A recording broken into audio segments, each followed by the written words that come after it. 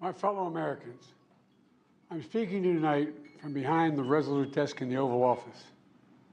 In this sacred space, I'm surrounded by portraits of extraordinary American presidents. Thomas Jefferson wrote the immortal words that guide this nation. George Washington, who showed us presidents are not kings. Abraham Lincoln, who implored us to reject malice. Franklin Roosevelt, who inspired us to reject fear. I revere this office, but I love my country more. It's been the honor of my life to serve as your president. But in the defense of democracy, which is at stake, I think is more important than any title. I draw strength and I find joy in working for the American people. But this sacred task of perfecting our union is not about me. It's about you, your families, your futures. It's about we, the people. We can never forget that, and I never have. I've made it clear that I believe America is at an inflection point.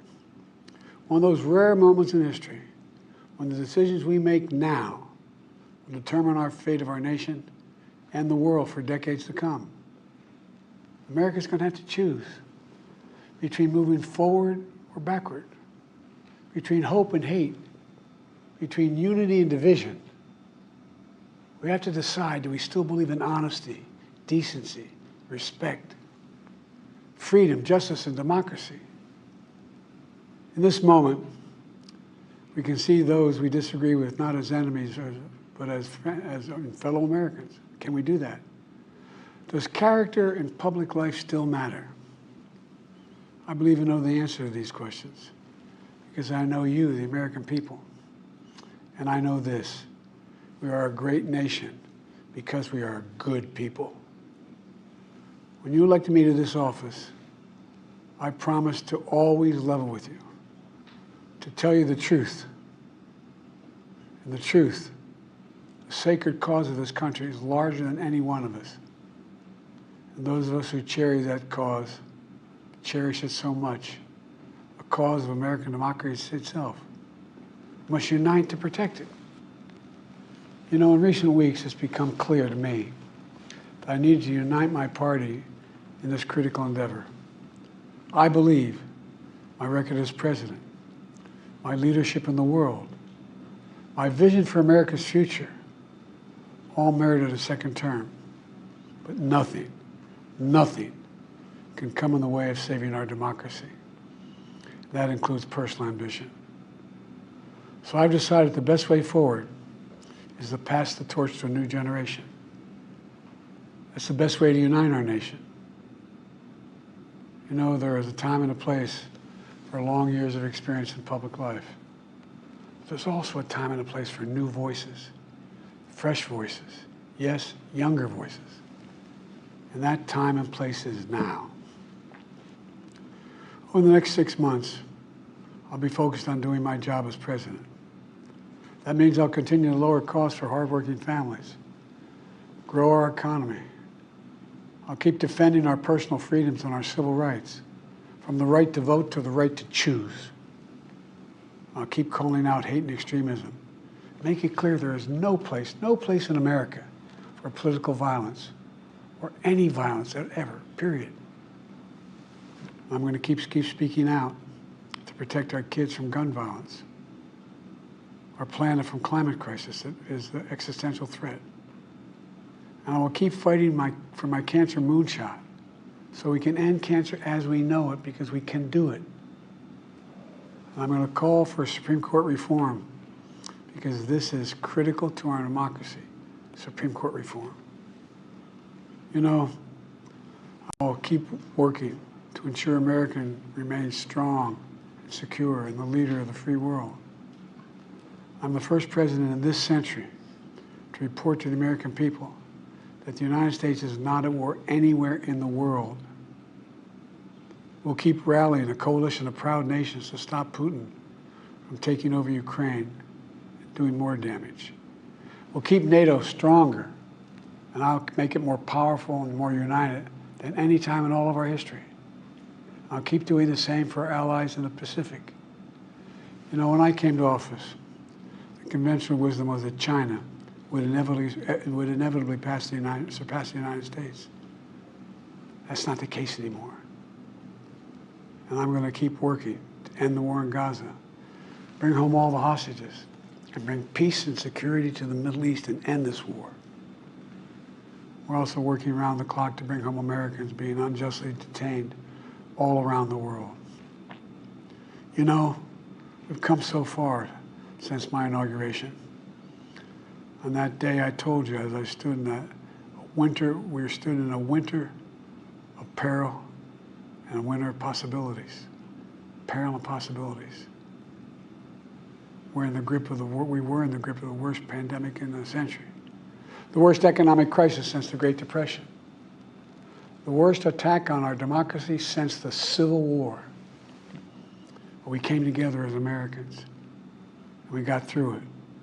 We emerged stronger, more prosperous, and more secure. Today we have the strongest economy in the world, creating nearly 16 million new jobs, a record. Wages are up. Inflation continues to come down. The racial wealth gap is the lowest it's been in 20 years. We're literally rebuilding our entire nation, urban, suburban, rural, and tribal communities. Manufacturing has come back to America. We're leading the world again in chips and science and innovation. We finally beat Big Pharma after all these years to lower the cost of prescription drugs for seniors. And I'm going to keep fighting to make sure we lower the cost for everyone, not just seniors. More people have health care today in America than ever before. And I signed one of the most significant laws helping millions of veterans and their families who are exposed to toxic materials. You know, the most significant climate law ever in the history of the world. The first major gun safety law in 30 years. And today, the violent crime rate is at a 50-year low. We're also securing our border. Border crossings are lower today than when the previous administration left office. I've kept my commitment to appoint the first black woman to the Supreme Court of the United States of America.